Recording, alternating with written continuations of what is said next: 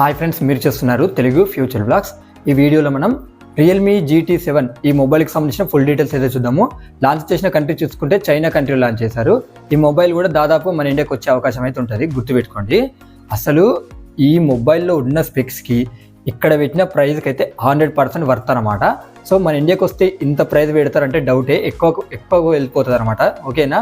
Okay, అసలు ఈ మొబైల్కి ఉన్న హైలైట్స్ ఏంటో ఒకసారి ఇప్పుడు మనం చూద్దాం. చూడండి, ఇక్కడ 144 Hz OLED డిస్ప్లే ఉంటుంది, అది కూడా 1.5K OLED display. MediaTek Dimensity 9400 plus processor అనమాట.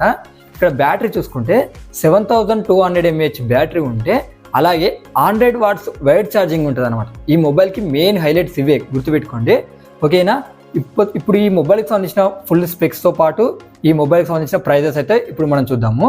దీంట్లో డిస్ప్లే సైజ్ చూసుకుంటే 6.8 inches flat 1.5K BOE Q10 OLED display అయితే ఉంటుంది అనమాట.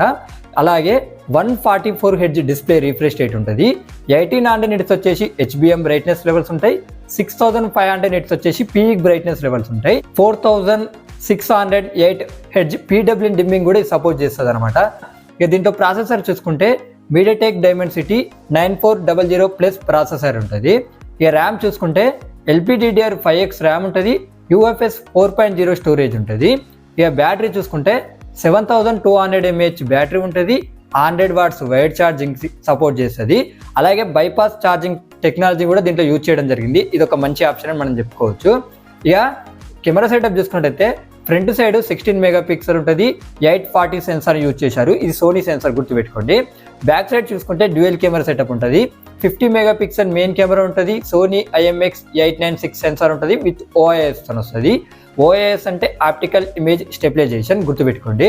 ఇంకోటి 8 మెగాపిక్సెల్ ఉంటుంది. ఇది అల్ట్రా వైడ్ యాంగిల్ లెన్స్. ఇది మార్చుకోవాలి, కనీసం 13 మెగాపిక్సెల్ ఇస్తేనే బాగుంటుంది. అక్కడ మోటరోలా వాళ్ళు ఎంత మంచిగా ఇస్తారు 13. సో ఇంత ప్రైస్ పెట్టినప్పుడు ఇంకేమో అది ఒక కంపెనీ వాళ్ళకే తెలియాలి, మనం ఏం చెప్పలేదు అనమాట. సో మరి వీళ్ళు ఎట్లా పెట్టినా చైనాలో కొంటున్నారేమో, అక్కడ కొంటున్నారు. బట్ మన ఇండియాకి వస్తేనే ప్రాబ్లం అవుతుంది, ఎందుకంటే 13 మెగాపిక్సెల్ ఇవ్వాలి ఖచ్చితంగా. ఇప్పుడు 2025లో 8 megapixel ultra wide angle lens అంటే వేస్ట్ అని నేను చెప్తాను. ఈ మొబైల్కి అడిషనల్ ఫీచర్ చూసుకున్నట్టయితే 115 మీద ultrasonic in display finger print sensor ఉంటుంది. డ్యూయల్ స్టీరియో స్పీకర్స్ ఉంటాయి. అలాగే డాల్బీ అట్మాస్ సపోర్ట్ ఉంది. అలాగే ఇక్కడ ఏంటంటే 7700 mm స్క్వేర్ VC వ్యాపర్ చాంబర్ని కూడా ఇక్కడ యూజ్ చేయడం జరిగింది. Large X axis liner motor support కూడా దీనికి ఉంటుంది. Wi-Fi 7, Bluetooth 5.4, NFC ఉంటుంది, IR బ్లాస్టర్ ఉంటుంది. అలాగే డ్యూయల్ ఫ్రీక్వెన్సీ GPS సపోర్ట్ ఉంది. IP68 అలాగే IP69 రేటింగ్ ఉంటుంది. అలాగే ఇక్కడ ఏంటంటే 8.25 mm థిక్నెస్ ఉంటుంది. 203 grams అయితే ఈ మొబైల్ వెయిట్ ఉంటుంది. ఒకసారి అడిషనల్ ఫీచర్స్ మొత్తం స్క్రీన్ మీద చేస్తున్నా, ఒకసారి మీరు చెక్ చేయండి. ఇప్పుడు ఈ మొబైల్ ప్రైజెస్ అయితే ఇప్పుడు మనం చూద్దాము. 12GB 256GB మోడల్ ప్రైస్ చూసుకున్నట్టయితే 30,300 రూపాయలు పెట్టారు. అలాగే 16GB 256GB మోడల్ ప్రైస్ చూసుకున్నట్టయితే 33,800 రూపాయలు పెట్టారు. అలాగే 12GB 512GB మోడల్ ప్రైస్ చూసుకున్నట్టయితే 35,000 రూపాయలు పెట్టారు. 16GB 512GB మోడల్ ప్రైస్ చూసుకున్నట్లయితే 38,500 రూపాయలు పెట్టారు. అలాగే 16GB 1TB మోడల్ ప్రైస్ చూసుకున్నట్లయితే 44,400 రూపాయలు పెట్టారు.